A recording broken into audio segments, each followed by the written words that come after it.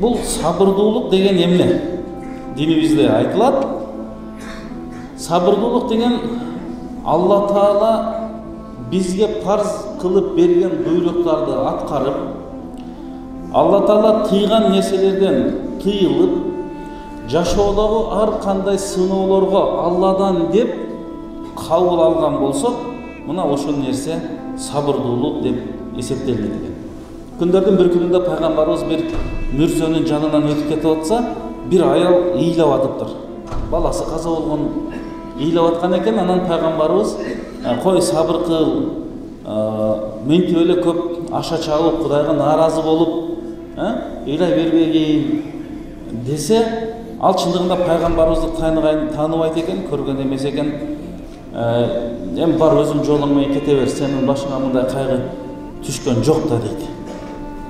Анан пайгамбарыбыз жолун улап кеткен экен, ага айтышыптыр да, бул пайгамбар десе, анан пайгамбарыбыздын үйүнө издеп келип, кечирим сурап, кечирип коюңуз, мен сизди тааныбай калыпмын дегенде, пайгамбарыбыз айтат: "Иннамас сабру инда садматил ула". Ошо башына кайгы түшкөн учурда сабырдуулук кылганың, мына ошол чыныгы сабырдуулук деп пайгамбарыбыз айтып атат. Демек, сабырдуулуктун шарттарынын бири ошол башка сыноо түшкөн учурда ошондо сабырдуулук кылышыбыз керек экен да.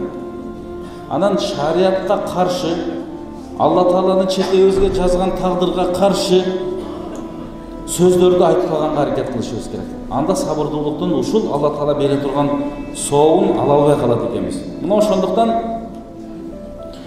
Аллах субхана ва таала сабырдууларга эсепсиз соокторду даярдап, могу аятта дагы мындай деп айтат: "Вабашширис сабирин" дейт.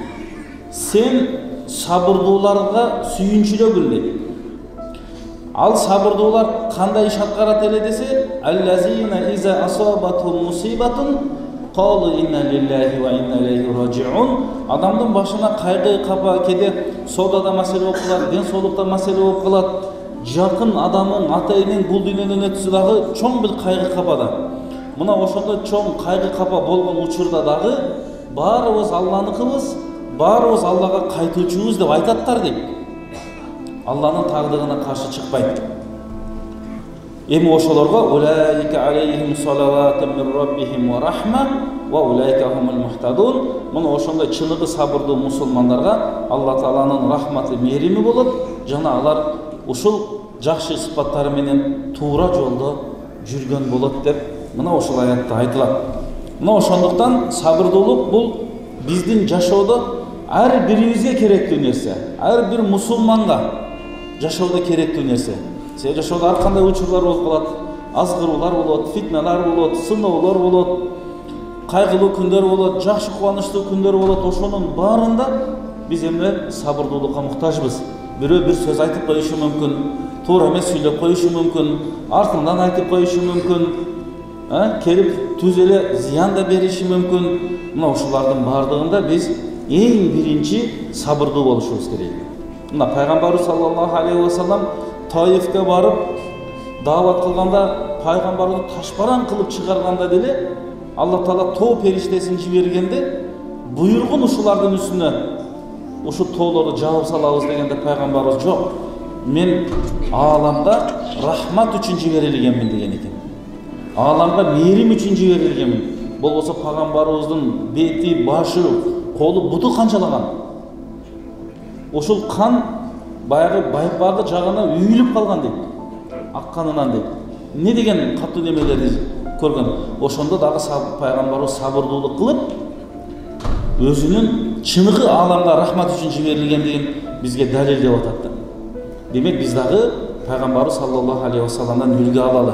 Анча-мынча сөзгө, анча-мынча маселеге, анча-мынча баягы немелерди сабырдуулук менен кабыл алып, ошого жараша акылды калчап иш кылган болсок, мына ошондо маселе оңой чечилет.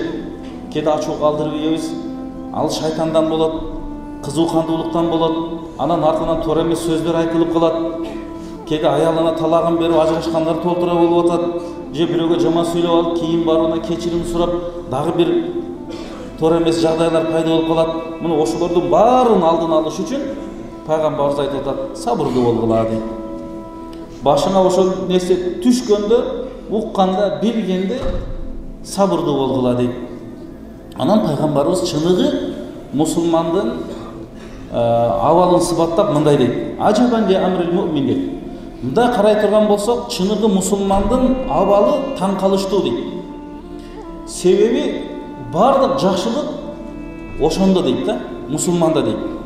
Мисалы дейт, эгер башына бир кайгылуу, сыноо иштер түшкөн болсо, эмне кылат дейт? Алла Таалага сабыр кылат дейт. Бар Алладан, Кудай буйрса жеңебиз, жакшы болот деп жакшы, чын, бекем ыйманы менен кабыл кылат. А сабырдуулуктун түбү сары алтын дедик, эсепсиз соопко ээ болот. Бул момун мусулман үчүн жакшы дейт. Ал эми башына бир сүйүнүчтүү, кубанычтуу кабарлар болсо, ага альхамдулилля деп Алла Таалага шүгүр кылат. Шүгүр кылуусу дагы мусулман үчүн өтө сонун, өтө жакшы дейт. Өтө сонун, өтө жакшы. Демек, бул дейт пайгамбарыбыз, бир гана чыныгы мусулманда гана бериле турган нерсе.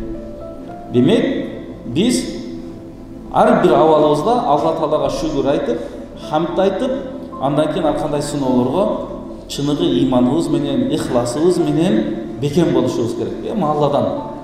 Алла Таала бизди сынап атат. Ыйманыбызды сынап атат. Канчалык деңгээлде деп.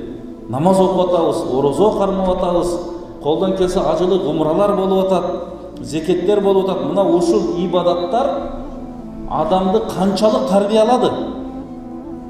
Мына ошонун кээ бир натыйжасын бир аз сыноолор менен эле билинип калат экен да. Ошондуктан биз мына ошол пайгамбарыбыз айткандай бекем болгонго аракет кылалы.